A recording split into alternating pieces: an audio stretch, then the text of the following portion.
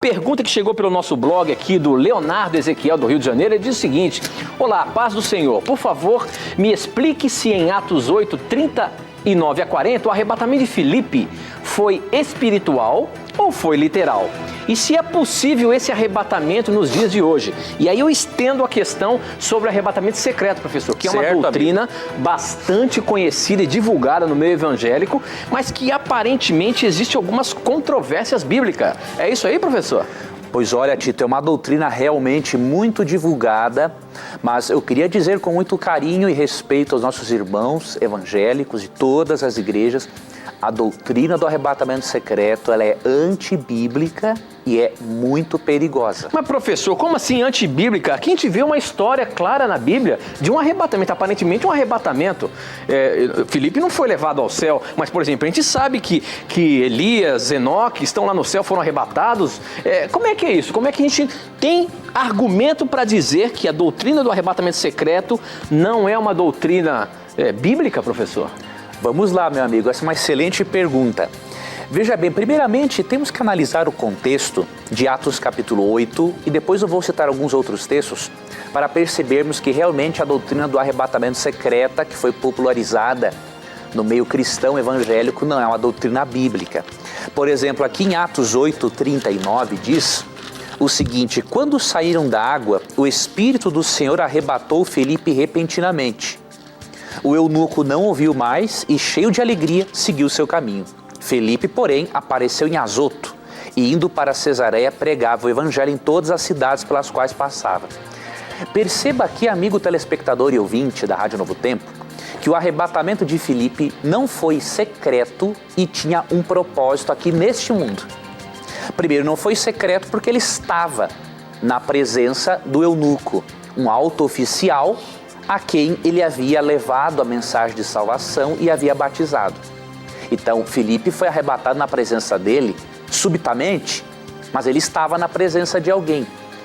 E ele não foi de uma forma secreta para o céu. Este tipo de arrebatamento aqui tinha um propósito. O verso 40 fala que Filipe, depois disso, apareceu em Azoto e foi para Cesareia e ali pregava o evangelho em todas as cidades às quais passava. Então o Espírito Santo fez um teletransporte, digamos assim. O transportou para um outro lugar porque havia um propósito missiológico muito específico. Então, nossos queridos irmãos, não podemos utilizar esse texto para apoiar o arrebatamento secreto, e assim como muitos outros textos. Agora, que a Bíblia fala da volta de Jesus e que não haverá um arrebatamento secreto, isso é muito claro em diversos textos. Eu vou mencionar pelo menos alguns aqui por causa do tempo, para nós irmos para outras perguntas, mas eu gostaria, meu irmão, de começar lendo para você um texto que se encontra no Evangelho de Mateus, no capítulo 24. Vamos ler os versos 30 e 31. Perceba uma coisa interessante. Então aparecerá no céu o sinal do Filho do Homem, e todas as nações da terra se lamentarão e verão o Filho do Homem vindo nas nuvens do céu com poder e grande glória. Primeiro ponto, Cristo virá e as nações se lamentarão ao ver a Cristo no céu, porque muitos estarão despreparados para a volta dele. Verso 31, ele enviará os seus anjos com um grande som de trombeta, e estes reunirão os seus eleitos dos quatro ventos de uma outra extremidade dos céus. Veja, no verso 30 é dito que os homens, as nações se lamentarão ao verem a Cristo, e o verso 31 diz uma outra coisa.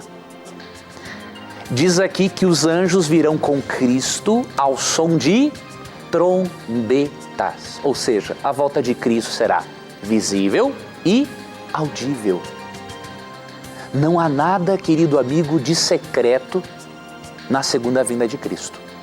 Outro texto que seria importante também você ler é Apocalipse 1:7. Ali é dito assim: eis que ele vem com as nuvens e todo olho o verá.